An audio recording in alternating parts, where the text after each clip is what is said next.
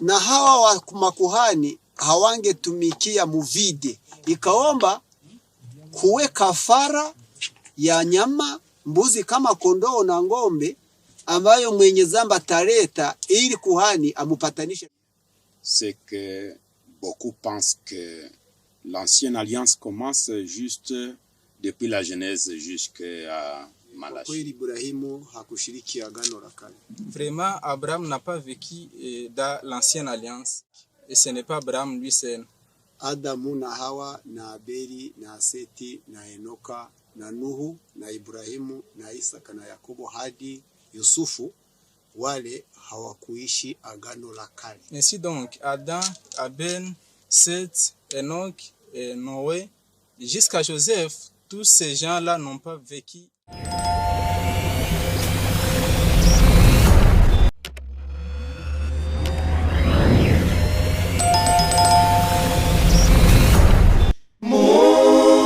Mchungaji mwema, kweli nawaambieni, anayeingia katika zizi la kondoo asipopitia malangoni, lakini yakwea pengine, huyo ni mwizi na mnyang'anyi.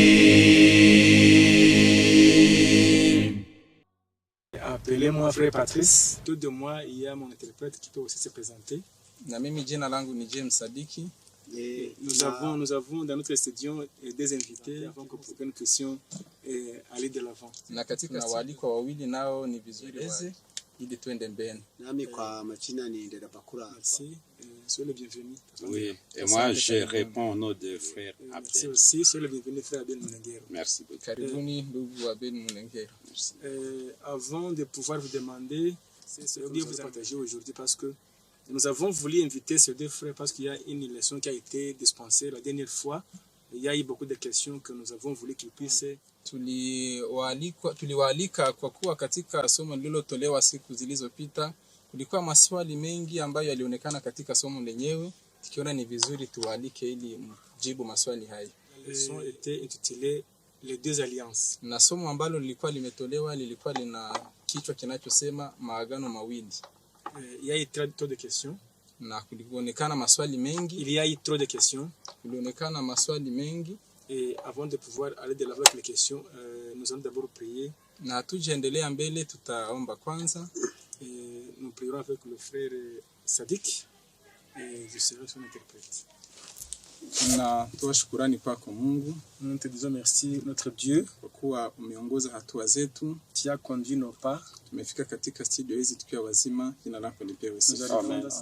Et nous disons que tu nous sois loué Seigneur. Muda huu ni muda wa kuchangia neno la Mungu. C'est le moment de partager la parole de Dieu. Basi Mungu uwe karibu nasi, sois à nos côtés.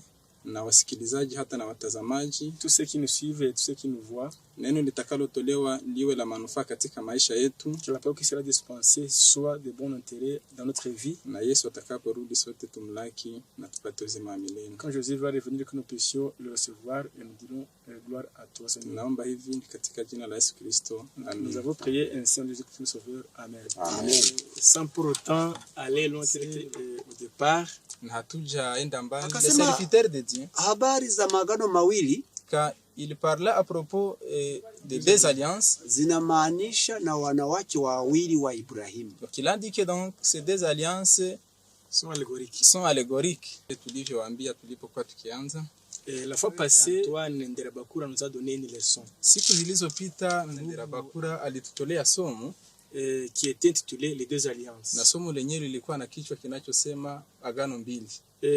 Dans cette leçon, il y a eu une confusion par rapport à notre patriarche Abraham, parce que dans l'enseignement, c'était dit que Abraham n'a pas vécu l'ancienne alliance. Katika somo lenyewe kulionekana utata kwa katika somo lenyewe ilisemeka kwamba babu wetu Abraham hakuishi agano la kale. Abraham n'a pas vécu l'ancienne alliance. Abraham hakuishi agano la kale. Maintenant, nous avons jugé bon de vous inviter à notre studio aujourd'hui. Ndio maana tuliona vizuri tualike katika studio zetu kama vile watumishi wa Mungu, pour que tous ceux qui ont suivi la leçon, cette leçon-là, ili wote wale lililotolewa na ndugu hapa, et qui ont eu pas mal de confusion ou de questions, na wale wote waliokuwa na utata wakawa na maswali ils mengi, puissent être éclairés. ili wapate mwangaza kuhusu jambo hili. Il y a aussi notre préoccupation.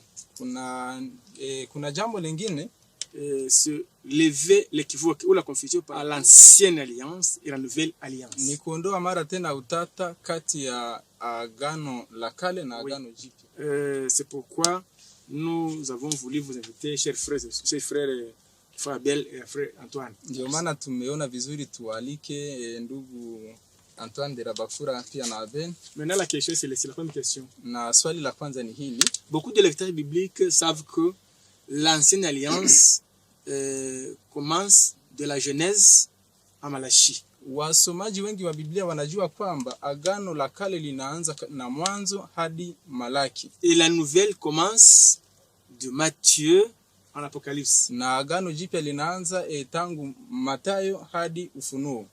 Maintenant, lorsque vous avez cité Abraham, que lui n'a pas vécu l'ancienne alliance, alors que nous le voyons de loin avant que Jésus-Christ ne naisse, vous allez avoir à dire par rapport à confusion. Sasa uliposoma kwamba Abrahamu hakuishi katika agano la kale, huku tukiwa tunamuona zamani na Yesu Kristo bado hajazaliwa, sasa tumeona kwamba utoe mwangaza hapa. Ces deux alliances là, cette confusion. Kwa ajili ya utata huo ambao umeonekana. Je pense qu'il m'a bien suivi quand dit tout. Nafikiri kwamba unasemaje sasa? Asante kwa swali na asante watu kuuliza. Merci beaucoup pour la question. Et merci beaucoup d'avoir demandé pour avoir un éclaircissement. Na nitasema kwamba kinachohitajika watu ni kukubali Biblia vile imeandikwa na vile imesomwa. Ce qui est important est accepter la Bible et comprendre la Bible telle qu'elle est écrite. Kama vile ni vile Biblia et telle que nous avions enseigné, c'est de cette façon que la Bible dit. Kwa kweli Ibrahimu hakushiriki agano la kale. Vraiment, Abraham n'a pas vécu dans l'ancienne alliance. Et ce n'est pas Abraham lui seul. Adamu na Hawa na Abeli na Seti na Enoka na Nuhu na Ibrahimu na Isaka na Yakobo hadi Yusufu wale hawakuishi agano la kale. Ainsi donc, Adam, Abel, Seth, Enoch, et Noé, jusqu'à Joseph, tous ces gens-là n'ont pas vécu l'ancienne alliance. Vraiment témoigne ça. Merci.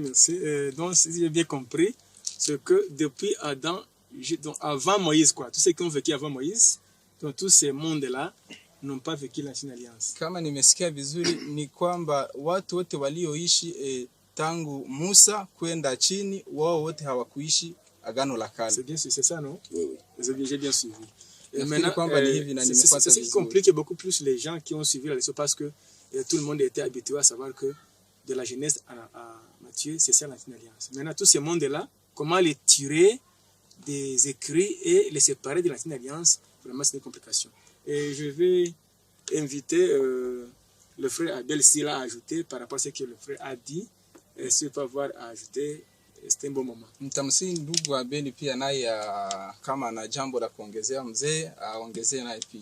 Oui, d'après ce que la plupart des gens croient, c'est que beaucoup pensent que l'ancienne alliance commence juste depuis la Genèse jusqu'à Malachi, tel que les frères viennent de le dire. Wengi wanaamini kwamba agano la kale linaanza na Mwanzo hadi Malaki kama vile ndugu amesema. Mais c'est la politique du diable qui fait que les gens ne comprennent pas mieux les saintes écritures. Lakini hizi ni mbinu za Mungu ili watu wasielewe vizuri maandiko matakatifu. Et cela ne commence pas aujourd'hui, même quand Jésus était dans le monde, il avait déjà perverti les saintes écritures pour que même les juifs qui l'attendaient ne puissent pas l'accueillir. Na hii haikuanza siku hizi, tayari ilikuwa imeanza hata na wakati wa Yesu Kristo, kwa kuwa Shetani alikuwa tayari amekwisha kuwapoteza watu wengi, hata na Wayahudi ambao wangelielewa vizuri maandiko matakatifu hawakuelewa. L'arrivée de Jésus chez les Juifs a rencontré, ils avaient mal compris les Saintes Écritures. Même Jésus l'a exprimé dans un verset biblique de Matthieu, chapitre 22, verset 29. Yesu Kristo hata naye alipofika alikutana Wayahudi walikuwa wameelewa vizuri vibaya maandiko matakatifu. Nous pouvons les lire, Matthieu 22, verset 29, la Bible nous dit, Jésus leur répondit, vous êtes dans l'erreur parce que vous ne comprenez ni les Écritures ni la puissance de Dieu. Mathayo sura Chapitre 22, verset 29. Katika lugha ya Kiswahili, Mathayo 22 fungu lile la 29. Yesu akajibu akawaambia, mwapotea kwa kuwa hamjui maandiko wala uweza wa Mungu. Je voulais le compléter par un autre verset. C'est pourquoi quand il se présenta à eux comme l'envoyé de Dieu, comme leur sauveur, ils ont dit, nous ne te connaissons pas, parce qu'ils avaient mal compris les Écritures. Ndio maana Yesu Kristo alipofika kwao kwa Wayahudi hawakumuelewa na kumpokea kwa kuwa maandiko matakatifu. Jean chapitre 1er verset 10. Katika kitabu cha Yohana sura ya kwanza fungu la 10. Elle était dans le monde, et le monde par elle, et le monde ne l'a point connue. Wanaandika hivi katika Kiswahili, alikuwako ulimwenguni, hata kwa yeye ulimwengu ulipata kuwa Oui, c'est là, continuez. Kunaandikwa hivi, Mathayo, kitabu cha Yohana sura ya kwanza fungu lile la 10. Alikuwako ulimwenguni, hata kwa yeye ulimwengu ulipata kuwako, wala ulimwengu haukumtambua. Oui. Là, c'est les Juifs. Ils l'attendaient, ils priaient Jésus, ils chantaient Jésus, ils prêchaient Jésus. Ils attendaient l'avènement du Messie. Mais quand il était venu, parce qu'ils avaient mal compris les Écritures, ils ne l'ont pas reçu. C'est le même problème actuellement, les gens qui disent l'ancienne alliance se réfère à la Genèse, au Malachie, et ils sont dans l'erreur. Mais Dieu souhaite qu'il y ait la lumière sur ces points. Je vous remercie. Merci pour la réponse. Merci. Asante kwa jibu. Mais ce qu'il faut retenir est que lakini jambo la kuzingatia ni kwamba il y en a beaucoup de lecteurs qui disent que une alliance commence de la Genèse en Malachie, et ça peut être par une ignorance mais qui est involontaire. Inawezekana watu wengi wanasema, wasomaji wengi wa Biblia wanasema kwamba agano la kale linaanza na Mwanzo hadi Malaki, lakini inawezekana si kwa utashi wao wenyewe bali ni kwa kutoelewa. Voilà. Maintenant, c'est pas si vous pouvez avoir des passages bibliques qui peuvent vraiment aider ou prouver ce que vous avez dit.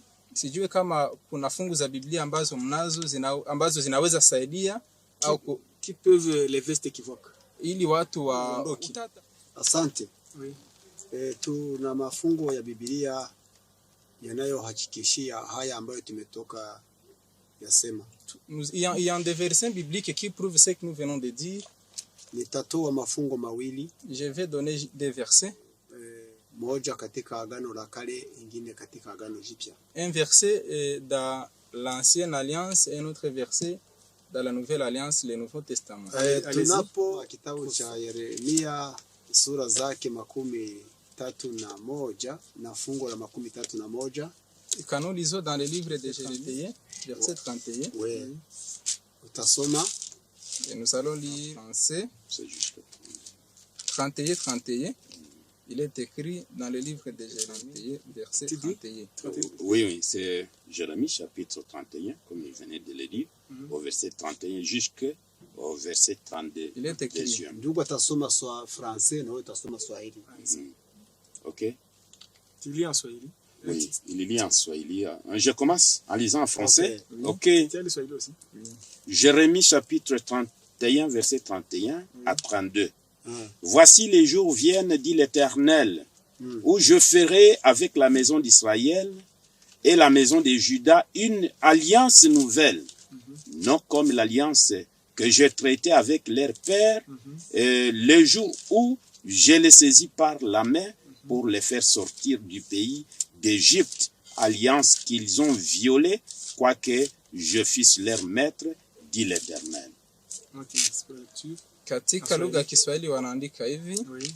Yeremia fungu 31. Oui. Angalia sisi Bwana nitakapofanya agano jipya na nyumba ya Israeli na nyumba ya Yuda, si kwa mfano wa agano lile nililolifanya na baba zao katika siku ile nilipo mkono ili kuwatoa katika nchi ya Misri, ambalo agano langu hilo walilivunja, ingawa nalikuwa mume kwao, asema Bwana.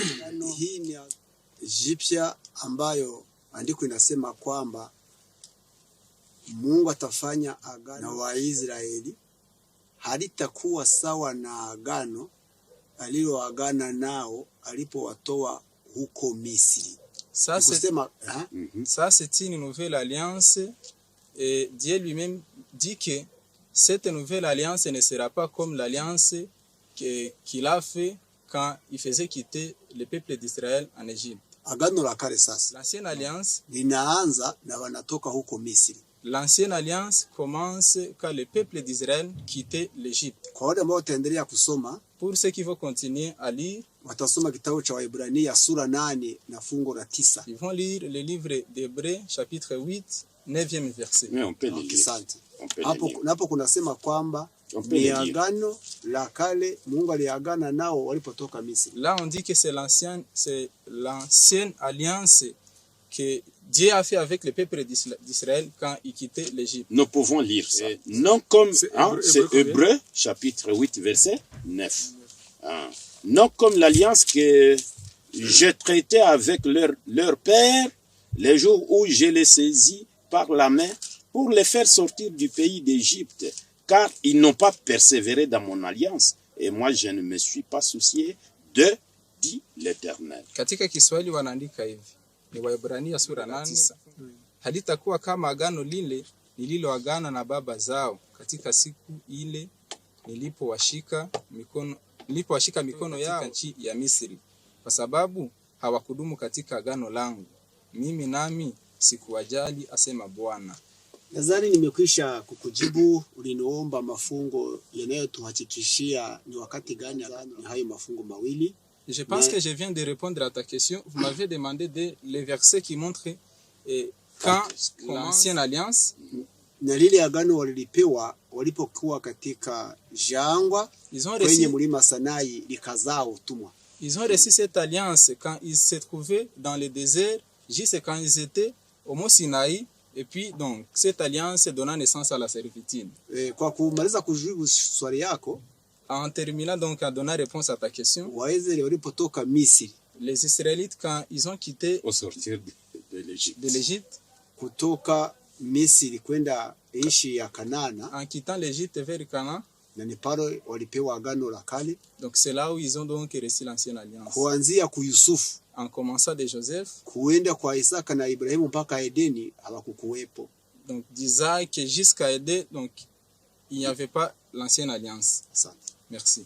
Merci beaucoup pour les réponses que tu as données. Asante kwa majibu ambayo umeyatoa. Mais il faut disséquer ce passage, il faut vraiment bien entrer en profondeur.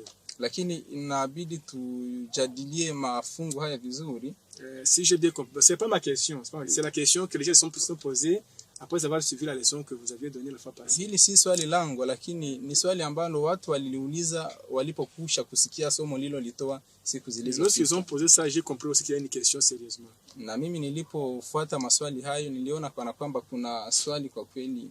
Si j'ai bien suivi, vous dites que en Jérémie 31, Dieu a dit qu'il lui va traiter une autre alliance avec son peuple. Kama nimekufuata vizuri katika kitabu cha Yeremia sura ya 31 fungu la 31, oui, ni kwamba Yesu angeliagana nao tena. Dieu va traiter avec son peuple une autre alliance. Mungu angeliagana na watu wake agano jipya. Et qui est différente, celle qu'il avait conclu avec eux lorsqu'ils s'étaient sortis de l'Égypte. Na ingelikuwa agano tofauti ya lile agano aliloagana nao wakati walipokuwa wakitoka Misri. Et vous avez conclu en disant que l'alliance qu'il a traitée avec Israël lorsqu'il est sorti de l'Égypte, C'était ça l'ancienne alliance. Na umesema kwamba agano aliloagana nao walipokuwa kitoka Misri, hilo ndilo agano la kale. Vu qu'il a traité cette alliance avec son peuple après que Abraham, après que Enoch et les autres et Adam n'étaient plus dans cette alliance, ne les concernait pas. Na maana kwamba kwa kuwa sasa agano hili aliagana nao agano hili Abraham na wengine kuendelea, Joseph, Isaac, tout ce monde-là. Na Abrahamu na avant Moïse, wale wote walioishi mbele ya Musa, na maana kwamba agano hili halikuwa linawaona wao, parce qu'ils n'étaient plus en vie. Kwa kuwa wao walikuwa hawaishi tena. Merci pour la réponse. Et pour ceux qui ont eu cette confusion, je pense qu'ils ont compris juste que, qui est bien signalé par les Écritures saintes, que Dieu a traité l'ancienne alliance avec Israël à la sortie de l'Égypte. Na maana kwa wale wote waliokuwa na swali wameona vizuri kwamba maandiko yanatuonyesha kwamba Mungu aliagana na Waisraeli agano la kale wakati walipokuwa wanatoka Misri. Asante. C'est ça, non? Maintenant, par rapport à notre maintenant en définition ou en détail. Basi tuingilie jambo kwa jambo tuweke maelezo. Lorsqu'on parle de l'ancienne alliance, wanaposema agano la kale, et vous avez dit que cette ancienne alliance a fait qu'il y ait une servitude qui a été née. Na wamesema kwamba agano hili la kale lilileta utumwa. J'ai bien souligné ce mot-là. Nilishika vema neno hilo. Il serait mieux de nous en parler largement. La définition de l'ancienne alliance et que c'était quel genre de servitude.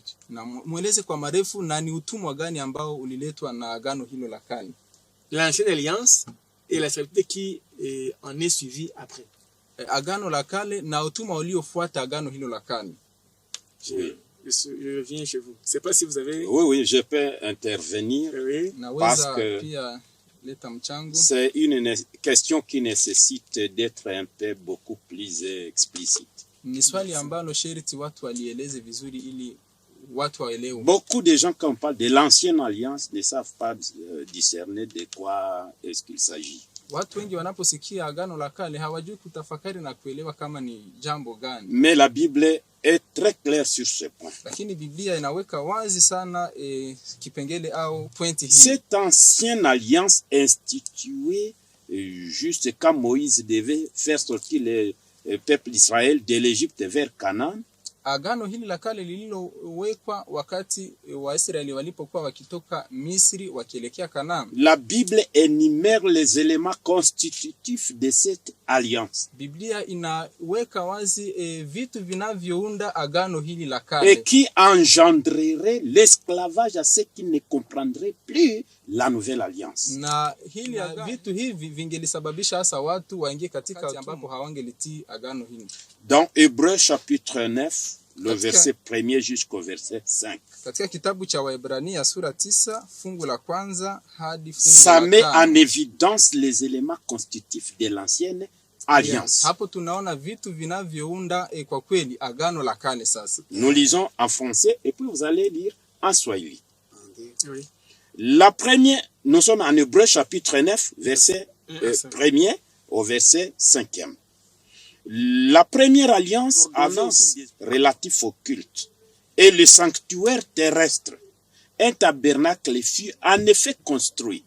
Dans la partie antérieure, appelée le lieu saint, était le chandelier, la table, les pains de proposition. Verset 3.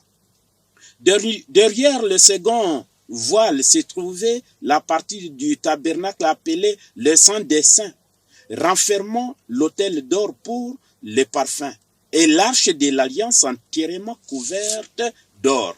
Il y avait dans l'arche un vase d'or contenant la manne, la verge d'Aaron qui y avait fleuri et les tables de l'alliance. Au-dessus de l'arche étaient les chérubins de la gloire couvrant de leur ombre le propitiatoire. Ce n'est pas le moment d'en parler en détail là-dessus. Voilà les éléments constitutifs de l'ancienne alliance. Katika Kiswahili wanaandika hivi, Waebrania sura 9 fungu la kwanza hadi 5.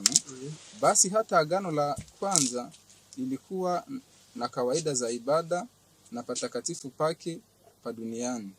Maana hema ilitengenezwa. Ile ya kwanza mlikuwemo na kinara cha taa na meza na mikate ya onyesho, ndipo paliitwa patakatifu. Na nyuma ya pazia la pili lile hema iitwayo patakatifu pa patakatifu, yenye chetezo cha dhahabu na sanduku la agano lililofunikwa kwa dhahabu pande zote. Mlikuwemo na kopu la dhahabu lenye ile mana na ile fimbo ya Haruni iliyochipuka na vile vibao vya agano 5, na juu yake makerubi ya utukufu yakikitia kivuli kiti cha rehema. Basi hakuna nafasi sasa ya kueleza habari za vitu hivi kimoja kimoja. Merci.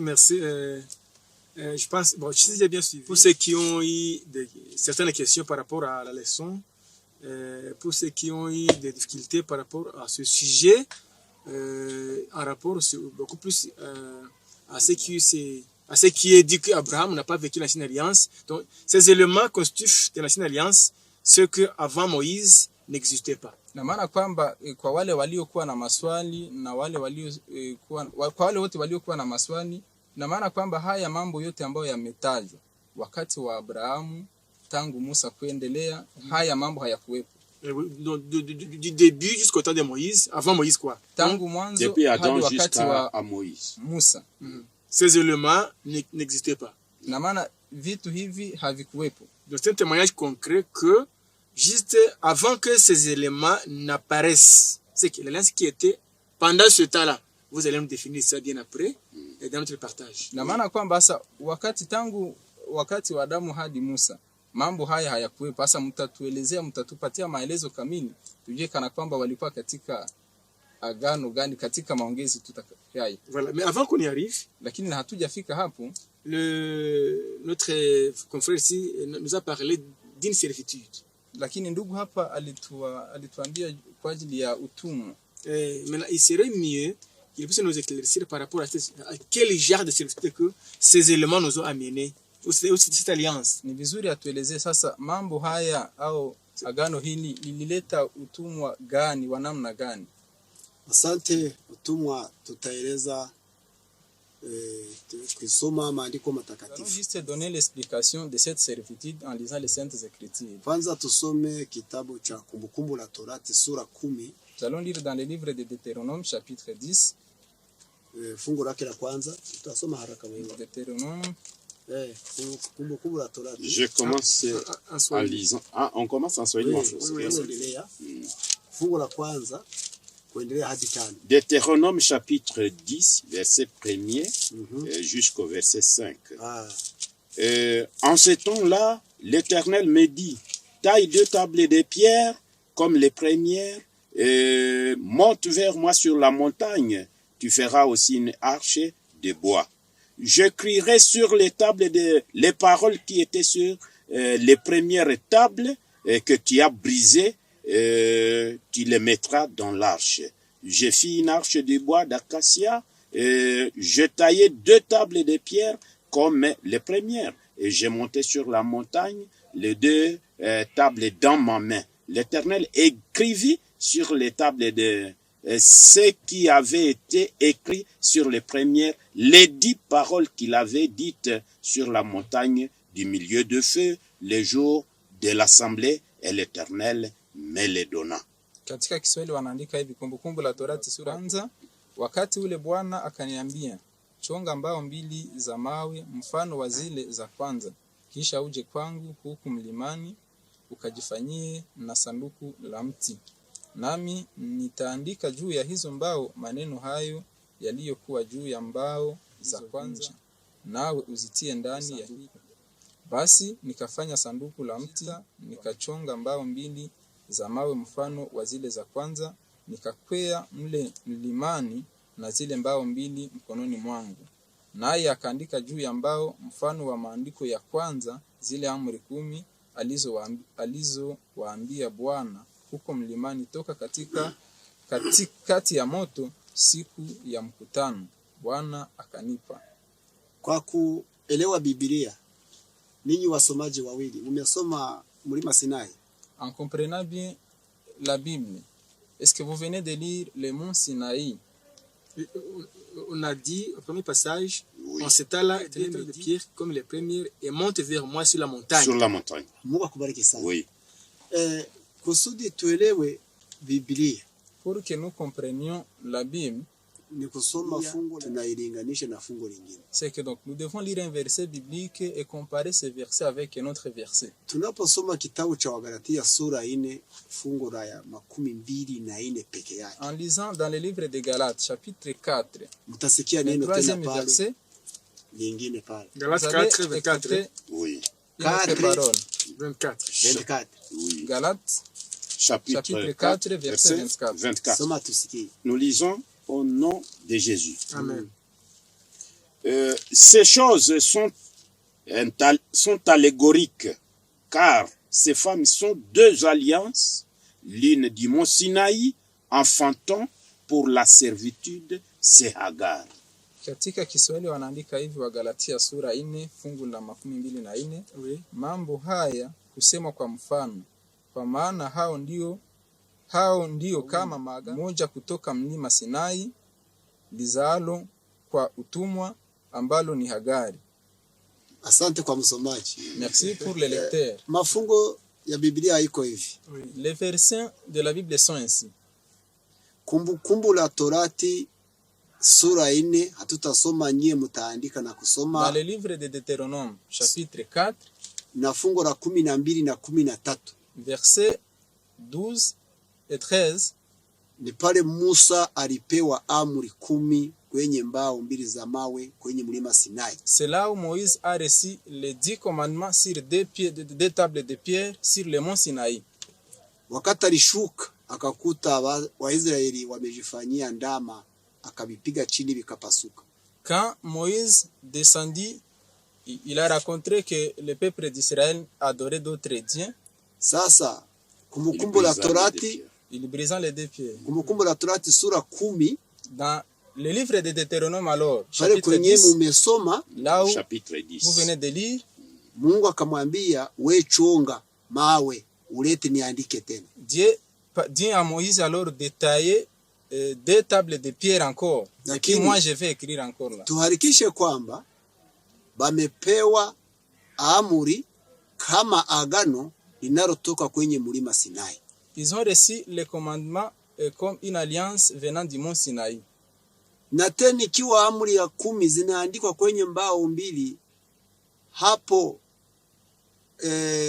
mbeleni, wa Ibrahimu na ba Isaka hawakuona, hawakusikia, hawakupewa amri 10 kwenye mbao za mawe. Si les 10 commandements sont écrits sur les deux tables de pierre, Adam, Abraham, donc les gens qui ont vécu avant Moïse n'ont pas eu vraiment les 10 commandements sur les deux tables de pierre.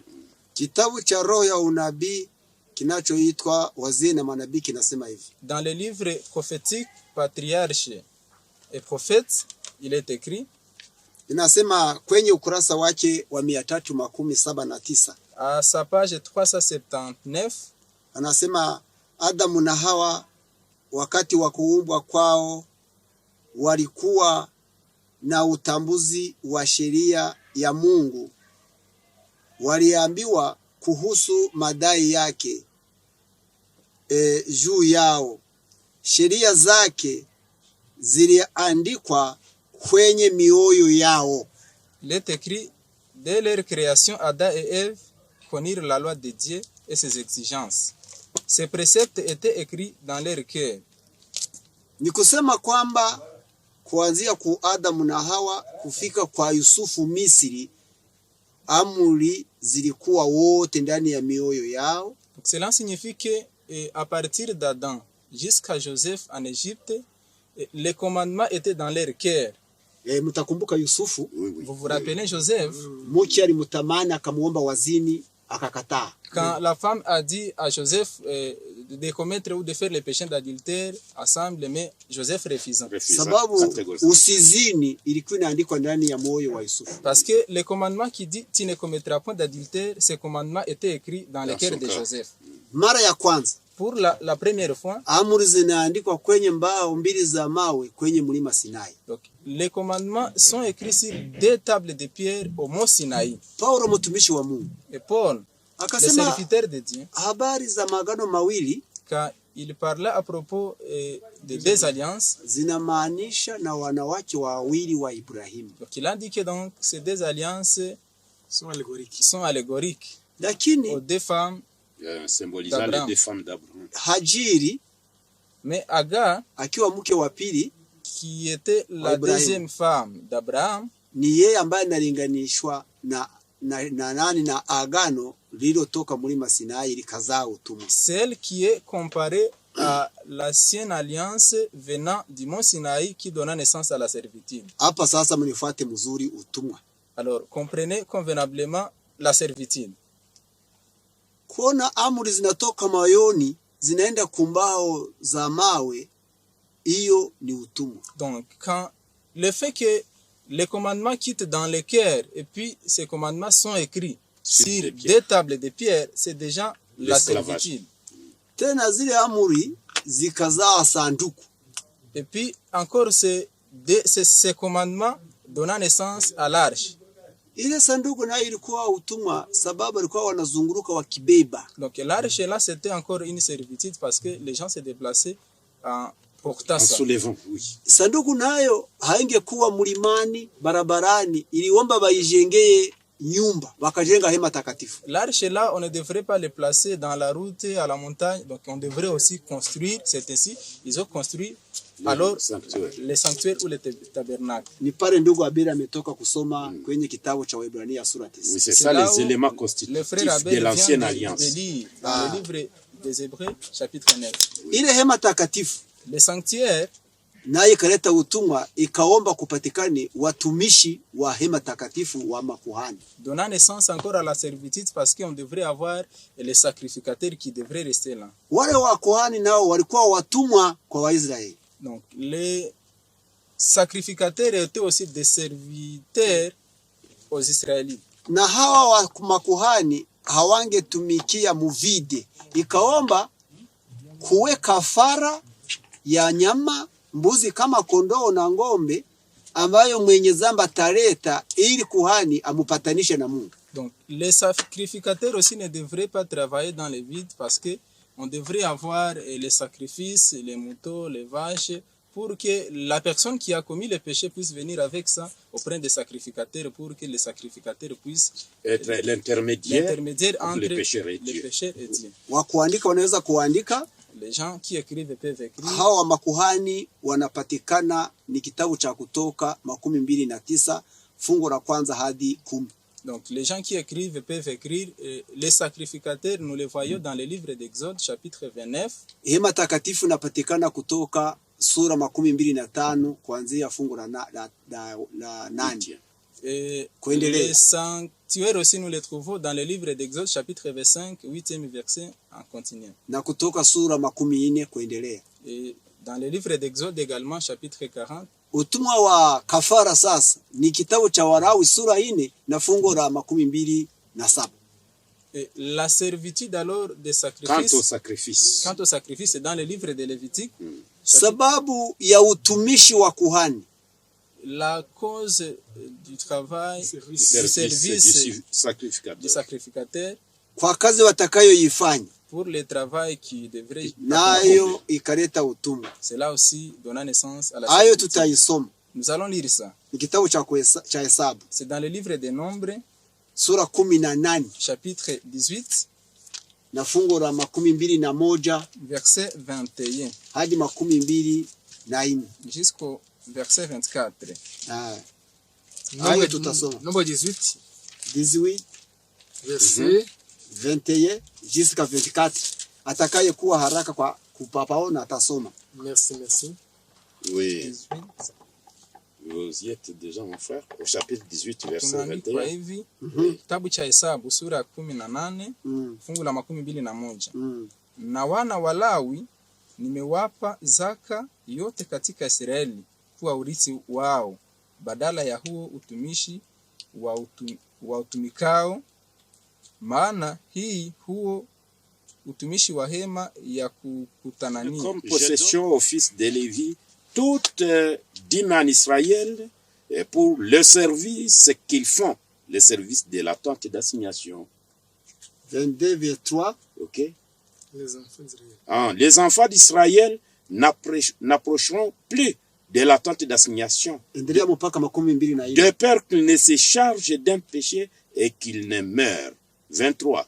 Les Lévites feront le service de la tente d'assignation et ils resteront chargés de leurs iniquités. Ils n'auront point de possession au milieu des enfants d'Israël. Ce sera une loi perpétuelle parmi vos descendants. Verset 24. Je leur donne comme possession aux Lévites les dîmes que les enfants d'Israël présenteront à l'Éternel par élévation. C'est pourquoi j'ai dit à leur égard, ils n'auront point de possession au milieu des enfants d'Israël. Tutafsiri kwa Swahili. Lisez Nous allons en juste Swahili. expliquer en Swahili. Lisez en Swahili. Tutatafsiri ataendelea. Nous allons donner ok, une d'accord. explication en Swahili. Waisraeli wanaambiwa wasisogeye hema takatifu ili wasichukue dhambi za Waisraeli. Les peuples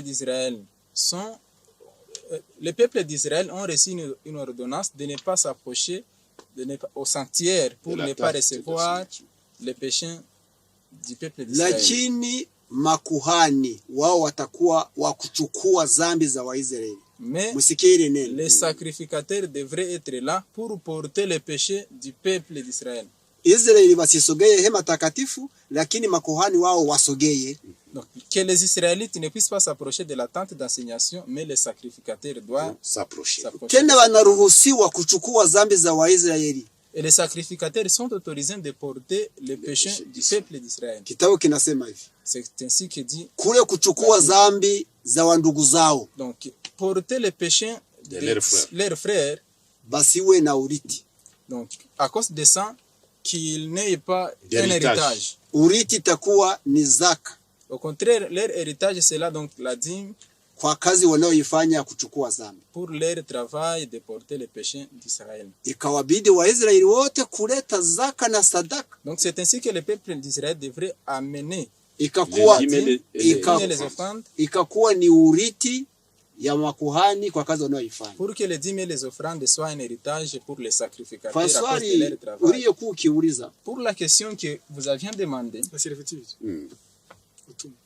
kwa swali uliyokuwa ukiuliza ya utumwa, pour la question que vous aviez demandée, donc concernant la servitude, huu ndio ulikuwa utumwa kwa Waisraeli, c'est ça ce qui était la servitude pour le peuple d'Israël. kuendea kuhani, Pour donc aller juste auprès du sacrificateur, kuendea hema takatifu, juste aller juste au sanctuaire, kutafuta kafara chercher les sacrifices, na tena kupokeza makuhani zaka na sadaka kwa kazi wanaoifanya, encore donner les dîmes et les offrandes aux sacrificateurs pour leur travail, na mambo mengine Avec kama beaucoup d'autres kupigwa choses. mawe kwa mwenye dhambi. avec beaucoup d'autres choses, comme jeter donc des pierres pour les péchés. Mambo ni mengi kwa utumwa, lakini tunafupishia kwanza Il pale. y a beaucoup d'éléments pour ce qui concerne la servitude, mais nous nous arrêtons ici. Merci pour l'explication par rapport à cette question. Asante kwa maelezo kwa ajili ya swali hili. Si j'ai bien su, parce que je suis parmi ceux-là qui ont eu ce genre de questions. Na mimi ni miongoni mwa wale waliokuwa na maswali kama haya Par rapport à ce mot servitude. kwa ajili ya neno hili la utumwa. Donc la manière dont l'ancienne alliance qui est descendue du mont Sinaï, comment elle nous a amenés où elle a fait naître la servitude. Kwa namna agano hili la kale lililotoka mlima wa Sinai, namna lilileta utumwa. Si j'ai bien compris, c'est quelque chose de pesant, c'était lourd pour eux d'adorer Dieu dans ce système. Na maana kwamba ilikuwa ni mambo ya uzito kwao kumwabudu Mungu katika hali hiyo, katika namna Ils ne hiyo. devraient pas s'adresser à leur Dieu direct, ils devraient l'adorer ou bien s'approcher de lui à travers une autre personne. Na maana hawakuwa wanaruhusiwa kumsogelea Mungu tu wao wenyewe, bali iliwabidi wapitie tena wakuhani. Ça, c'est une servitude. Na maana huo ulikuwa ni utumwa. Et ils devraient avoir un prix pour le péché. Un prix pour le péché. Oui. C'est ce que j'ai compris, non? C'est ce qu'il a dit. Le Un prix prix, payer un à prix. payer Ina pour maana son kwamba péché. wangelilipa pesa fulani kwa ajili ya dhambi Le zao. péché avait un prix. Zambi zilikuwa na bei à payer ya kulipa pour les rachats. ili zambi hiyo iondolewe kwao. Chaque fois quand il péchait, il devrait aller chercher quelque chose pour donner afin qu'il soit pardonné. Na maana wakati wote ambapo walikuwa wanatenda zambi iliwabidi waende tafute vitu fulani vya kutoa ili zambi zao sasa wapate msamaha. Et là c'était aussi dent pour dent et pour eux, pour celui qui a commis un forfait. Alieleza mambo mengine kwa ule ambaye alikuwa ametenda zambi, jicho kwa jicho na kulipisa kisasi. Tout cela était c'est la servitude. Na maana mambo haya yote yalikuwa yanaundwa utumwa. OK, mais ce sont des caractéristiques de l'ancienne alliance. Haya ni mambo yanayoonesha vizuri agano la kale. De tout cela devrait se faire dans un tabernacle. Na haya yote yangelifanyika katika hema takatifu. Lorsque se déplace, devrait porter chaque fois l'arche de l'alliance. C'était aussi juste un fardeau. Na wakati wote walipokuwa wakitembea iliwabidi wachukue sanduku la agano mahali popote walipokuwa wakienda, na ilikuwa ni mzigo du 1er au 31 du janvier en décembre, c'était vraiment un fardeau. Tulize mwezi wanze hadi uishe, mwaka wanze uishe, iliwabidi watembee tu wakibeba sanduku la agano. Il a dit avec beaucoup d'autres signes caractéristiques qui ne va pas citer. Alieleza kwamba kuna mambo mengine lakini ambayo hayakutaja. C'est pas si le frère peut avoir aussi un élément ajouté. Oui, kama ndugu naye ana neno la pour compléter son confrère. Ili aongezee ndugu. Comme nous sommes en train de donner les éléments, nous sommes en train de les donner en détail, les éléments constitutifs des caractéristiques de l'ancienne alliance. Kama vile tunavyo toa mambo yanayounda agano la kale. Pour ceux qui sont en train de nous suivre de près ou de loin. Wale wote wanaotufuata na kutusikiliza wakiwa mbali na karibu. Cet esclavage utumwa huu était constitué de la loi sur des pierres. Utumwa huo ulikuwa unaundwa na sheria kwenye mbao za mawe. Alors que depuis Adam jusqu'à Joseph, na huku tangu Adamu hadi wakati wa Musa, ils ne voyaient pas la loi écrite sur des pierres. Wao hawakuona sheria ambazo zilikuwa zinaandikwa kwenye mbao za mawe. Et puis nous voyons apparaître la construction d'un sanctuaire. Hapo tunaona sasa na hema pia nayo inajengwa. Mais chez Abraham ce n'était pas le cas. Na wakati wa Abrahamu mambo hayakukua. Mais chez Adam ce n'était pas le cas. Wakati wa Adamu mambo hayakukua hivi. Chez Isaac ce n'était pas le cas. Hata na wakati wa Isaka mambo hayakukua. Vous voyez que l'ancienne alliance ne concerne pas notre père de la foi. Naona kama agano hili la kale halimuone Abraham. Alors qu'il adorait Dieu aussi. Il adorait Dieu parfaitement. Na yeye alikuwa kweli anamuomba Mungu, anamtukuza Mungu kwa njia ya sahihi. Et d'ailleurs Abraham est appelé le père de la foi. Na Abraham yeye anaitwa c'est notre patriarche. Et le sujet que nous sommes en train de décortiquer est que Abraham n'a pas vécu l'ancienne alliance. Na swali tunalojadilia hapa ni kwamba Abraham yeye hakuishi agano la kale. Sasa utumwa huu, il fallait qu'il y ait des officiants. Na maana kwamba ilibidi kuwepo waongozi. Nul ne pourra s'approcher de Dieu sans intermédiaire. Hakuna mtu ambaye angelimkaribia Mungu pasipo mpatanishi. Mais Abraham n'avait pas cet intermédiaire. Lakini Abrahamu yeye hakuwa na mpatanishi. Adam n'avait pas cet intermédiaire. Na Adamu pia hakuwa na mpatanishi. Maintenant le poids qui pesait lourdement sur le peuple dans l'ancienne alliance. Lakini mzigo ambao ulikuwa ni mzito juu ya wana wa Israeli katika agano la kale. C'est le prix pour chaque péché. Na maana kwamba ni bei kwa ajili ya kila dhambi. Il faut aller chercher un sacrifice. Iliwabidi waende tafuta kafara. Et ce n'était pas n'importe quel sacrifice. Na haikuwa ni kila kafara yoyote. Il faut un sacrifice sans défaut. Na ilikuwa ni kafara isiyokuwa na lawama yoyote. Et s'il fallait payer une chèvre, imaginons ça. Na kama huenda basi mtu angelibidi atafute mbuzi, tufikirie. Vous avez 10 enfants dans la maison. Huenda una watoto 10 katika nyumba. Et toi père et votre femme vous devenez 12 personnes. Sasa wewe baba na mama mnakuwa watu 10. Vous avez péché vous tous. Nyote mmetenda dhambi. Il fallait que chacun paye un sacrifice pour son péché. Ina maana kwamba kila mtu angelitafuta kafara, kila mtu kafara. Là ça demandait combien de sacrifices. Sasa ilikuwa inabidi kafara ngapi? Vous voyez que c'était vraiment esclavage. Unaona kana kwamba ulikuwa ni utumwa kweli. Et puis il fallait travailler pour Dieu pour un salaire. Et puis ilikuwa donc ilikuwa inabidi watumikie Mungu wakipata mshahara. Alors que chez Abraham, chez Noé, chacun servait Dieu avec dévouement, avec esprit de sacrifice, esprit de renoncement, bénévolement. Voyez l'esprit là qui vient de naître, qui va plonger Israël dans l'esclavage, c'est l'esprit là du salaire. Na huku kwa wakati wa Nuhu, wakati wa Abrahamu, watu walikuwa wakimtumikia Mungu tu kwa hiari yao tu.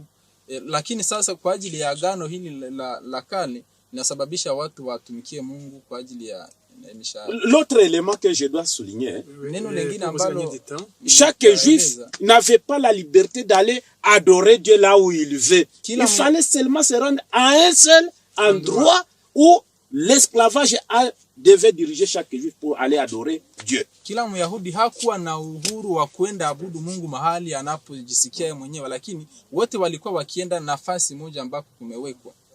C'est ça les difficultés. Je vois notre frère Ndera ici, il a un visage qui fait voir qu'il a aussi une certaine chose à ajouter. Je ne sais pas s'il a une autre opinion par rapport à ça. Avant qu'on passe à la nouvelle alliance, parce que on a longuement parlé de l'ancienne alliance. Il faut qu'on parle aussi de la nouvelle alliance, parce que il faut qu'il y ait aussi des caractéristiques. Tumezungumzia agano la kale sana, lakini ni vizuri kwamba tuzungumzie pia agano jipya. Avant qu'on y passe, s'il a une opinion, il peut encore l'ajouter. Lakini hatujafika hapo, kama ana wazo ni karibu kwake. Kwa yale ambayo ndugu Abel alikuwa akieleza. Pour ce qui concerne ce que notre papa Abel vient d'expliquer. Nani Adamu na Hawa kuendelea kwa Ibrahimu walikuwa nao wanaabudu Mungu. Adam et Ève jusqu'à Abraham en continuant, donc ils adoraient aussi Dieu. Walikuwa wanamwabudu chini ya miti. Ils adoraient Dieu sous les arbres. Walikuwa wanakaa, ils se mettaient juste assis, wanaabudu Mungu. Et ils adoraient Dieu ainsi, chini ya miti, étant sous les arbres. Lakini agano la kale, mais l'ancienne alliance ikaomba wakuwe ndani ya hema takatifu. L'ancienne alliance obligeant que les gens puissent être dans le tabernacle. Ibrahimu naye, Abraham lui aussi, hajue habari za hema takatifu. Abraham vraiment n'a pas eu les informations concernant le tabernacle. Hajue habari za amri 10 kwenye mbao za mawe. Abraham n'a pas vraiment connu les informations en rapport avec les commandements de Dieu sur les tables de pierre. Hajue habari za kutafuta mbuzi wala kondoo ili imuondolee dhambi. Abraham vraiment n'avait pas, donc n'a pas connu donc les fins de chercher la vache, la chèvre pour être pardonné de ses péchés. Sababu hapo Eden, parce que en Eden, wakati Adamu na Hawa waliasi, quand Adam et Ève ont commis le péché, Mungu akawafunulia ahadi ya Yesu Kristo kwamba ndiye mkombozi wao. Dieu leur donna la promesse que Jésus-Christ est leur sauveur. Ibrahimu naye akakuwa na ile ahadi ya kukombolewa na Yesu Kristo. Abraham aussi avait cette promesse d'être sauvé par Jésus-Christ. Ukurasa wa 389 wanaandika hivi. À la page 389, il est écrit, sehemu nyingine inayoitwa ndani ya maandiko agano la kale, une autre partie qu'on appelle lilifanywa katika Mungu na Waisraeli huko Sinai. Cette alliance a été conclue entre Dieu et le peuple d'Israël au Sinaï. Hilo ndio agano la kale. Donc c'est ça l'ancienne alliance. Na kisha likahakikishwa kwa damu ya kafara ya mambuzi. Et si donc cette alliance a été beaucoup confirmée par le sang des sacrifices. Agano la Ibrahimu lilikamilishwa kwa damu ya Kristo. Mais l'alliance d'Abraham a été confirmée par le sang de Jésus. Na linaitwa agano la pili au jipya. Et cette alliance est appelée la deuxième alliance ou encore la nouvelle alliance. Kwa sababu damu ambayo ililiwekewa muhuri ilimwangwa baada ilimwangwa baada ya damu ya agano la kwanza. Parce que le sang qui a confirmé cette alliance a été versé après la première alliance. Ahadi zilizokuwa kwa Ibrahimu na kwa Adamu Les promesses qui étaient chez Adam et Abraham, ni kukombolewa na damu ya Yesu Kristo. c'était donc d'être sauvés par le sang de Jésus-Christ. Agano la kale likatangulia kumwanga damu, Et l'ancienne alliance commença donc à verser le sang. lakini hiyo damu Mais le sang ya agano la kale de l'ancienne alliance ya kafara de sacrifice, Ibrahimu Abraham na Adamu habajui. et Ada aussi n'ont pas connu ça. Ndiyo maana C'est pour cette raison. agano la Ibrahimu ni sawasawa na yenye tukwamo sie kwa sasa. Donc l'alliance d'Abraham est comme l'alliance dans laquelle nous nous retrouvons aujourd'hui. Entre autres, la nouvelle alliance. Voilà, il y a une question là-bas, c'est parce que les minutes ne Oui, c'est là que nous voulons nous diriger. je voulais, il y a une question qu'on m'a aussi réservée, que j'allais poser, pour que les gens puissent comprendre. Kuna swali ambalo waliuliza nilikuwa napenda nalo ni avant qu'on termine, parce que le temps s'en va. Oui. Kitimishe kwa kuwa muda Pour unayoma. tous ceux qui lisent la Bible, Abraham a vécu des années de loin là avant Jésus-Christ. Abrahamu aliishi miaka mingi na Yesu Kristo hajazaliwa duniani. Et le monde sait que Dunia sasa inajua kwamba la nouvelle alliance commence par Jésus-Christ. kwamba agano jipya linaanzana na Yesu Kristo. Quelle preuve pouvez-vous donner que prouve que Abraham a vécu la nouvelle alliance? Sasa ni nini ambayo inaweza hakikisha kwamba ni nini ambayo mnaweza toa ihakikishe kwamba Abrahamu aliishi katika agano jipya? La première chose qui peut confirmer ça, Les preuves. oui, Oui. Ya kwanza Oui. oui, ni kwamba Biblia imesema kwamba la Bible vient de dire que agano la kale lilianza wakati walitoka Misri. l'ancienne alliance a débuté quand le peuple d'Israël quittait l'Égypte. Ça c'est un. Ibrahimu mwa ile wakati alikuwa alisha lala mavumbini. Na maana donc Abraham n'était pas encore en vie à cette période-là. Donc c'est pour dire qu'avant Moïse, il y avait l'alliance. Parce que Dieu, il avait aussi une alliance avec son peuple. Non? Oui, oui, évidemment. Mais qui n'était pas l'ancienne. Qui Oui. n'était pas comme celle de Moïse, quoi. Oui, ça prouve qu'Abraham vivait dans la nouvelle alliance. Ina maana kwamba sasa wakati wa Abrahamu Mungu alikuwa, lakini haikuwa agano la kale. Ibrahimu hayuwe habari za Musa. Ina maana donc Ibrahimu hajue habari za Musa ambaye ni yeye alipewa agano la kale. Abraham n'a pas connu les informations en rapport avec Joseph alors que c'est bien lui qui avait reçu la nouvelle l'ancienne alliance. Ibrahimu hajue kafara ya nyama Abraham vraiment ne connaît pas les sacrifices des animaux waliokuwa wakibebea kuhani qu'on apportait juste auprès du sacrificateur. na kuhana na mupatanishi. Et puis les sacrificateurs alors qui étaient l'intermédiaire Ile entre le Ibrahimu pécheur et hayuwe mupatanishi kudunia. donc Abraham ne connaît pas l'intermédiaire ici sur la terre. Tena hii kitabu ya roho ya unabii Dans ce livre prophétique, inasema Ibrahimu donc dans ce livre on dit que alikuwa anaamini mkombozi Yesu Kristo. Abraham vraiment croyait au sauveur Jésus-Christ. Akakufa akiwa na tumaini kwamba mkombozi wake ni Yesu Kristo. Et puis Abraham décédant sachant que son sauveur c'est Jésus-Christ. Je peux ajouter quelque chose. Tout en ajoutant aussi, vous allez juste nous parler de l'impact négatif.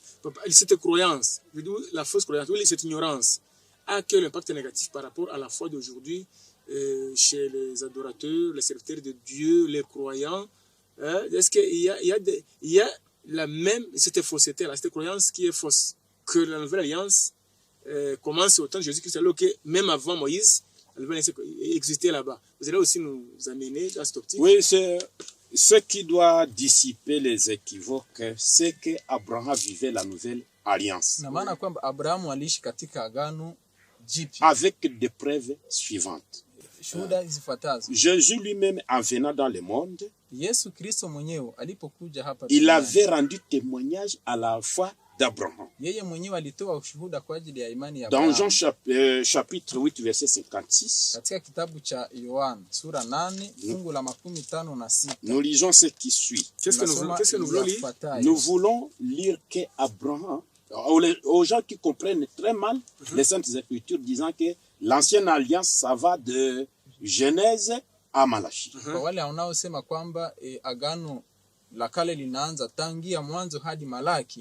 La Bible a déjà explicité que ça va de Sinaï au calvaire. Oui. Lakini maandiko matakatifu yamekwisha weka wazi kwamba agano la kale linaanzia wakati linaanza kwenye mlima wa Sinai hadi wakati Nous voulons faire comprendre à nos téléspectateurs que Abraham vivait dans la nouvelle alliance. Tunapenda tuwahakikishie watazamaji na wasikilizaji kwamba Abrahamu aliishi katika agano jipya. Tunatafuta soma shuhuda hii ili muelewe zaidi. De Jean chapitre 8 verset 56. Kitabu cha Yohana sura ya 8 fungu la 15. Abraham votre père a tressailli de joie de ce qu'il avait vu mon jour et il l'a vu et il s'était réjoui. C'est un verset qui montre la relation qui existait entre Jésus et Abraham. Tutasoma katika Kiswahili. Wanasema hivi: Ibrahimu baba yenu alishangilia kwa vile atakavyoiona siku yangu, naye akaiona akafurahi. Deuxième preuve. Oui. Shuhuda ya pili. Dans l'ancienne alliance, la loi était écrite sur des pierres. Katika agano la kale sheria zilikuwa zimeandikwa kwenye mbao. Mais dans la nouvelle alliance, la loi doit être portée dans les cœurs. Lakini katika agano jipya sheria au amri sherti watu wawe nazo katika mioyo zao. Abraham aussi avait la loi de Dieu écrite dans son cœur. Na Abrahamu pia naye alikuwa na sheria za Mungu katika moyo wake. Je donne un verset de Genèse chapitre 26 verset 5. Nitasoma katika kitabu cha Mwanzo sura 26 fungu lile la 5. Nous lisons au nom de Jésus. Nitasoma katika jina la Yesu. Parce qu'Abraham a obéi à ma voix et qu'il a observé mes ordres. Il a observé mes commandements, mes statuts et mes lois. Oui. Kuna andikwa hivi katika Kiswahili. Kwa sababu Ibrahimu alisikia sauti yangu, akaihifadhi maagizo yangu na amri zangu na hukumu zangu na sheria zangu. C'est une preuve que Abraham vivait dans la nouvelle alliance. Ni shuhuda kwamba Ibrahimu aliishi katika agano jipya. Fungu la kufuata. Je vais demander un impact négatif par rapport à la croyance. Donc, les gens d'aujourd'hui, est-ce qu'il y a certaines choses qu'ils peuvent avoir, qu'ils appliquent par ignorance, oui, et qu'ils appliquent certaines théories de l'ancienne alliance alors qu'on est dans la nouvelle alliance? C'était des questions. Je vais y aller. Vous allez réserver ça. Oui. D'abord, écoutons le frère Antoine. Qu'est-ce qu'il veut nous dire? Tusikilize pia ndugu Antoine kama natafuta sema nini, lakini tulikuwa tunapenda mara tena tujue madhara ya kutoelewa agano hizi mbili vizuri katika imani za sasa. Voilà. Lakini kwanza tusikilize mzee hapa. Ni kusema kwamba watu leo wanaposoma maandiko matakatifu, c'est-à-dire aujourd'hui quand les gens lisent les saintes écritures, ya kwanza hawajui kwenye agano la kale linaanzia. Donc ils ne savent pas où débute l'ancienne alliance. Banajua tu kwenye linaishia. Donc ils savent seulement là où l'ancienne alliance prend fin. Ndio maana wanasema Yesu ndiye agano jipya, na ni kweli. Raison pour laquelle ils disent que c'est Jésus-Christ qui est donc la nouvelle alliance, et c'est vrai. Lakini hawajui ni wapi agano la kale lilianzia. Mais ils ne savent pas où est-ce que l'ancienne alliance a débuté. Ile njoo inakuwa shida kubwa sana. Donc c'est là où réside la confusion, la grande confusion aujourd'hui. Ndio maana kwa siku hizi, raison pour laquelle aujourd'hui, na hawajui sasa kutofautisha agano la kale na agano jipya, banachanga. Raison pour laquelle ils ne savent pas différencier l'ancienne alliance et la nouvelle alliance. Mfano tutaweza kupana. Par exemple, amri 10 zilizotoka mlima Sinai. Les 10 commandements qui sont venus du mont Sinaï, zilizoandikwa kwenye mbao mbili za mawe. Les 10 commandements donc qui étaient écrits sur les 2 tables de pierre katika agano jipya. Dans la nouvelle alliance, wakati Yesu anakufa msalabani, quand Jésus-Christ a été crucifié juste, amri zikarudia kwenye zilikuwa mbele. Ainsi donc les commandements sont retournés là où ces commandements donc qui étaient auparavant. Utasoma kitabu cha Waebrania. Vous allez lire dans le livre sura 8 fungu la 10. Chapitre 8 verset 10. Hébreux chapitre 8 verset 10. Mais voici l'alliance que je ferai avec la maison d'Israël après ces jours-là, dit le Seigneur. Je mettrai mes lois dans leur esprit et je les écrirai dans leur cœur. Je serai leur Dieu et ils seront mon peuple. Katika Kiswahili wanaandika hivi: maana hili ndilo agano nitakalo agana na nyumba ya Israeli baada ya siku zile, asema Bwana. Nitawapa sheria zangu katika nia zao na katika mioyo yao nitaziandika nami nitakuwa Mungu kwao, nao watakuwa watu wangu. Ni kusema katika Agano Jipya, Donc cela signifie que dans la nouvelle alliance, wakati Yesu anakuja, quand Jésus-Christ est venu, amri zikatoka kwenye mbao za mawe zikaenda ndani ya mioyo. on a fait quitter donc les commandements sur les 2 tables de matière et puis on les a encore mis dans le cœur. Lakini wasomaji wa Biblia Mais les lecteurs de la Bible banazani kwamba wakati wa Ibrahimu, et pense que au temps d'Abraham, wakati wa Enoka, au temps d'Enoch, wakati wa Abeli, au temps d'Abel, wakati wa Adamu, au temps d'Adam, banazani kwamba nao walikuwa na sheria kwenye mbao za mawe. et pense que qu'ils avaient aussi les 10 commandements sur les tables de pierre. Ndio maana leo wanahubiri pia na kusema kwamba amri ziliondolewa na hawajua jinsi ziliingia ndani ya mioyo. Raison pour laquelle aujourd'hui ils disent que on ne doit pas encore observer les commandements, ne sachant pas que les commandements ont été encore écrits dans le cœur. Wangelisoma vizuri, mais s'ils avaient vraiment lu convenablement, bangejua kwamba amri 10 zilikuwa moyoni kuanzia kwa Adamu kufika kwa Yusufu Misri. Ils devaient comprendre que les commandements de Dieu étaient dans le cœur à partir d'Adam jusqu'à Joseph en Égypte. Kuanzia Sinai kufika kumusaraba zilikuwa kumbao mili. Wakati Yesu anakufa zikarudia sasa ndani ya moyo, tukaenda pamoja na Yesu kama vile Ibrahimu. Ainsi donc, à partir du mont Sinaï jusqu'au Jésus-Christ, le jour où Jésus-Christ a été crucifié, donc les commandements étaient encore sur les tables de pierre. Mais à partir de Jésus-Christ jusqu'à aujourd'hui, les commandements de Dieu se trouvent dans le cœur comme au temps d'Abraham. Nous n'avons pas les commandements de Dieu sur les 2 tables de pierre. Au contraire, les commandements de Dieu se trouvent dans nos cœurs comme au temps d'Abraham. Oui. Un seul verset dans le livre de Galates chapitre 3, verset 29. Et si vous êtes à Christ, vous êtes donc la postérité d'Abraham, héritier selon la promesse. Na kama ninyi ni wa Kristo, basi mmekuwa uzao wa Ibrahimu na warithi wa sawasawa na ahadi. Sio kwa siku hizi. Donc cela signifie que pour nous aujourd'hui, wanatufanya warithi kama Ibrahimu. On nous fait des héritiers comme Abraham. Imani ya Ibrahimu ilikuwa kumtazamia Yesu. La foi d'Abraham c'était donc de regarder Jésus-Christ. Kama na sisi leo tunatazamia aliyetukomboa ni Yesu Kristo. Nous aussi nous voyons notre sauveur c'est Jésus-Christ. Amri zilizosoma Ibrahimu alizozitii zilikuwa moyoni mwake. Les commandements que Abraham respectait, obéissait, donc ces commandements se trouvaient dans son cœur. Nasi amri ziko moyoni mwake. Aujourd'hui aussi les commandements de Dieu se trouvent dans nos cœurs. Je voulais ajouter quelque chose. Merci pour l'intervention de notre frère. J'avais demandé une question qui était en rapport avec les conséquences de cette ignorance. C'est là que je voulais aller. Surtout, quand on ignore quelque chose, évidemment, nous allons mal appliquer l'évangile. Wakati mtu haelewi vizuri mambo, ina maana kwamba hata na injili hata tembea sawa sawa. C'est pourquoi il serait mieux de nous éclaircir par rapport à ce point et beaucoup plus de notes de signes, de caractéristiques d'une fausseté qui peut s'introduire à cause de cette ignorance. Oui. Na tueleze mambo ambayo yanaweza iletwa na kutoelewa vizuri mambo haya au madhara ya kutoelewa maagano haya mawili. Le monde spirituel est déjà plongé dans les ténèbres par la malcompréhension de ces écritures. Na maana dunia ya Kikristo kwa sasa imeingia katika uongo kwa ajili ya kutoelewa au kwa ajili ya kutafsiri vibaya maandiko matakatifu. Sur ce point, il avait été dit. Kwa ajili ya swali hili ilikuwa imeandikwa hivi. Dans Galates chapitre 4 verset 30. Katika kitabu cha Wagalatia sura ya 4 fungu la 13. Mais que dit l'écriture?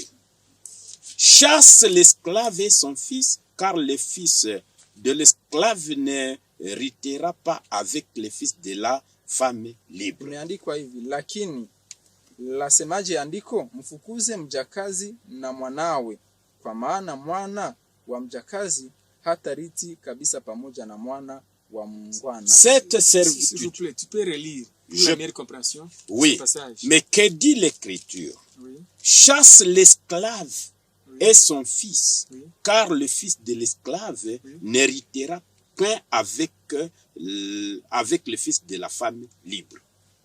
Ça veut dire quoi? Nous avons vu que l'ancienne alliance a plongé les Juifs dans la servitude ou l'esclavage. Tuliona kwamba agano la kale lilisababisha Wayahudi waingie katika utumwa. Pour avoir une foi authentique, ili watu wawe na imani halisi, la venue de Jésus dans la nouvelle alliance devait chasser l'esclavage. Na maana ujio wa Yesu Kristo katika agano jipya ungeliondoa utumwa. L'impact négatif, Mazara sasa, c'est que les gens n'ayant pas compris que l'arrivée de Jésus était venue pour mettre fin à l'ancienne alliance. Watu wasipoelewa kwamba Yesu Kristo alipokuja alikuwa anakuja kuweka mwisho wa agano la kale. Et il commence à construire des temples. Il les appelle temples. Wao wanaanza sasa kujenga mahekalu. Alors que la venue de Jésus a mis fin à la construction des temples, et les temples qui étaient là, il a dit, ne restera pas pierre sur pierre. Pierre est à la mort sur la croix. Il y avait l'ange qui était venu déchirer le rideau de haut en bas pour dire que les œuvres dans le temple est terminées. Na huku ujio wa Yesu Kristo sasa ulikuwa umeweka mwisho wa kujenga mahekalu, kwa kuwa hata na wakati ule pazia iliyokuwa inapatikana katika hema ilipasuka. Permettez, si on peut y aller un peu doucement ou avec précision, c'est que ceux qui construisent les temples aujourd'hui, ils appliquent mal l'évangile parce que dans la nouvelle alliance, les temples n'ont pas de place. Comme Abraham n'avait pas construit les temples, la nouvelle alliance n'insiste pas sur la construction des temples. Le chrétien, le corps humain étant le véritable temple dans la nouvelle alliance. Na maana kama vile Adamu na Wabrahimu hawakujenga mahekalu, na maana na sasa hivi watu katika agano hili jipya hawaruhusiwi kujenga mahekalu kwa kuwa wao wenyewe ni hekalu za. Les temples qu'on construit, on appelle ça la maison de Dieu, non? On appelle ça la maison de Dieu. C'est comme ça qu'il l'appelle. C'est une fausseté. C'est une fausseté. Oui. Allez-y. Il y a un verset qui le dit dans 1 Corinthiens chapitre 3 verset 16, nous dit, ne savez-vous pas que vous êtes le temple de Dieu et que l'Esprit de Dieu demeure en vous? C'est lui qui détruira les temples de le corps, Dieu les détruira car le temple de Dieu est saint et c'est ce que vous êtes. Donc le véritable temple, c'est le corps humain. Le corps humain. Ce n'est plus encore le sanctuaire dans l'Ancien Testament. Merci. Jésus venant n'a pas limité la loi de Dieu parce que Abraham, Adam avaient la loi de Dieu dans leur cœur, mais dans l'ancienne alliance, c'était sur des pierres. Et puis dans la nouvelle alliance, il n'y a pas d'intermédiaire. Vous voyez, dans la fausseté aujourd'hui, on dit, toi, venez confesser tes péchés auprès du prêtre, auprès du pasteur. Il s'est fait encore Vous voyez, au sanctuaire, il y avait les sacrificateurs. Mais dans la nouvelle alliance, il y a le chemin grandement ouvert pour que chacun puisse aller à Dieu. Permettez, il y a ce qu'on appelle un système d'intercession. Il y a les intercesseurs. Oui. Il y a les médiateurs. Il y a upatanisho siku hizi. Il y a dans beaucoup d'églises. Katika makanisa mengi, il y a des croyants qui se rendent au temple pour que leur cas soit plaidé par un intercesseur. Wakristo au waamini wengi huwa wanaenda hekaluni ili maswali yao izungumziwe na watu fulani wawapatanishe. Si j'ai bien suivi, tu cites ce genre d'intercession parmi les conséquences néfastes liées à l'ignorance de la fin de l'ancienne alliance. Tout à fait. Je le prouve même par un verset biblique de 1 Timothée chapitre 2 verset 5, car il y a un seul Dieu et aussi un seul médiateur entre Dieu et les hommes, Jésus-Christ homme. C'est lui qui est maintenant l'intermédiaire. Mais il faut bien souligner, il peut être répété un peu, pour ceux qui ne comprennent pas le français, là où nous arrivons. Donc, c'est par rapport à ce système-là qui est appliqué dans les églises, où les croyants se rendent au temple pour que leur cas soit plaidé par un intercesseur. Ni kwa ajili ya swali ambayo waamini wengi huwa wanaenda hekaluni ili maswali yao ijadiliwe na wapatanishi huku hekaluni wa kuwapatanisha na Mungu. Donc maintenant, il faut différencier parce que est-ce qu'il n'est pas permis que les gens puissent prier pour toi lorsqu'on a un problème? On peut inviter les gens pour qu'ils puissent prier pour un cas quelconque, différencier ça avec l'intercession. Ce croyance-là, il faut juste mettre une différence. Asa weka utofauti, est-ce que mtu hawezi kuwaita watu waje wamuombee? Weka utofauti ulioko kati ya mtu kuita watu wamwombee na upatanisho huu ambao tumeona. Celui qui prie pour toi, il n'est pas votre sacrificateur. Je mtu anayekuombea si kuhani wako. Okay. Il a une intervention. S'il m'a bien suivi. Okay. Kuombea mtu kusudi Mungu amsaidie si dhambi. Prier pour quelqu'un pour que Dieu puisse l'assister, c'est pas un péché. Tunaweza ombea wagonjwa, Nous pouvons prier pour les malades, ombea watu kimaisha, nous pouvons prier pour les gens donc pour la vie quotidienne ile maandiko iko. qui ont des passages Dans la Nouvelle Alliance. Oui. Lakini kile ambacho hatuwezi kifanya mais ce que nous ne devons pas, nous ne devrions pas faire. ni kusema kupatikane mtu ambaye atakuwa mpatanishi wa mwingine na Mungu kwa dhambi. Donc ce que nous ne devrions pas faire, c'est de dire qu'il y a un intermédiaire entre donc une personne et Dieu pour ce qui concerne le péché. Tusome fungo moja. Nous allons lire un verset. Et nous allons mettre un peu Moja tu peke yake. Nous allons lire un seul verset seulement. Yohana sura kwanza. Dans Chez Jean. Jean chapitre 1er. 29. Chapitre Okay. 1er, 29e verset. Jean chapitre 1er verset 29, la Bible dit. Oui. Ok. Jean,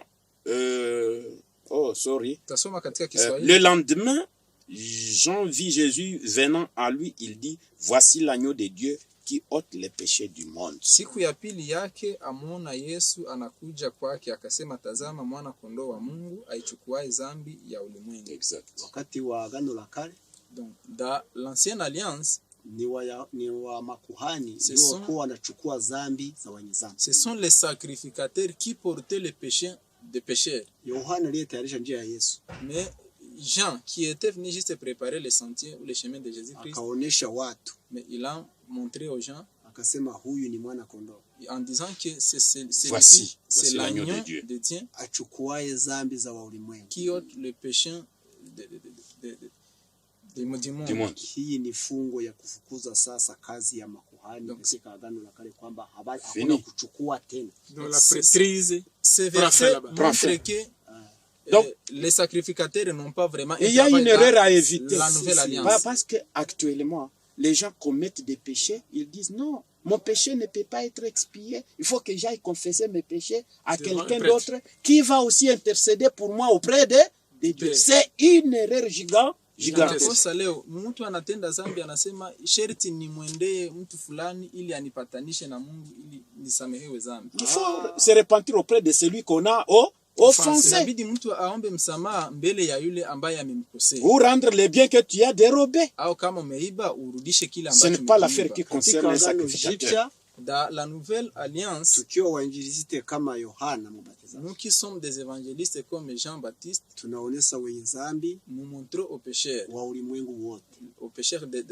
dans le monde entier. Yesu Voici l'agneau de ili Dieu. aondoe dhambi zao, Nous leur Qui ôte montrons les péchés Jésus-Christ qui doit ôter leurs péchés, wamwamini qu'ils puissent croire en Jésus-Christ wamwendee. et qu'ils puissent aller juste auprès de Njoo Jésus-Christ. leo sasa. Amen. C'est aujourd'hui alors. Merci pour toutes les informations que vous avez posées. Merci aussi. Asante sana kwa ajili ya Le temps est jaloux aussi. Nous arrivons juste au terme de notre partage, notre plateau. na wakati unaendelea na tunafika mwisho wa mazungumzo yetu. Nous disons merci à tous ceux qui nous ont suivis. Tunawashukuru wote waliokuwa nasi. Que Dieu les bénisse. Amen. Mungu awabariki. Et que Dieu vous bénisse aussi pour aussi votre réponse à notre invitation. Amen. Na Mungu awabariki pia kwa ajili ya majibu yenu. Et nous allons clôturer notre partage, notre plateau avec la paix du frère Abel. Tutamaliza basi mazungumzo yetu tukiombewa na ndugu Abel. Et vous allez interpréter. Merci beaucoup. Nous venons à toi, Père créateur de l'univers, vous remercier pour cette occasion précieuse que vous venez de nous accorder, que ton nom soit grandement loué. Tunakuja mbele zako Baba Muumba kwa ajili tukikushukuru kwa ajili ya muda huu mliotupatia, jina lako lipewe sifa. Nul n'est digne devant ta présence, nous venons nous repentir auprès de la croix où Jésus a versé son sang, que ce sang puisse nous purifier et que nos noms soient inscrits dans les livres de vie. Sote haturuhusiwe kuja mbele zako, ila tunakuja mbele ya damu ya Yesu Kristo, ili damu ya Yesu Kristo itutakase. Nous voulons marcher dans la lumière de ta parole. Tunataka tutembelee katika nuru ya neno lako.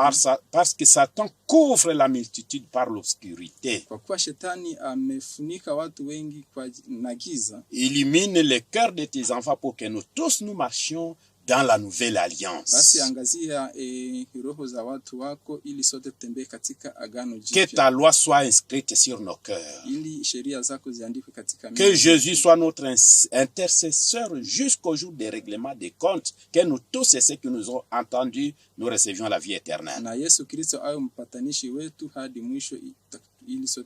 Bénis les prédicateurs, bénis celui qui a entendu. Nous t'en prions au nom de Jésus notre Sauveur. Amen. Wasikilizaji, bariki hata mwalimu katika jina la Yesu Kristo tunaomba. Amen. Na yule joka akasimama mbele ya yule mwanamke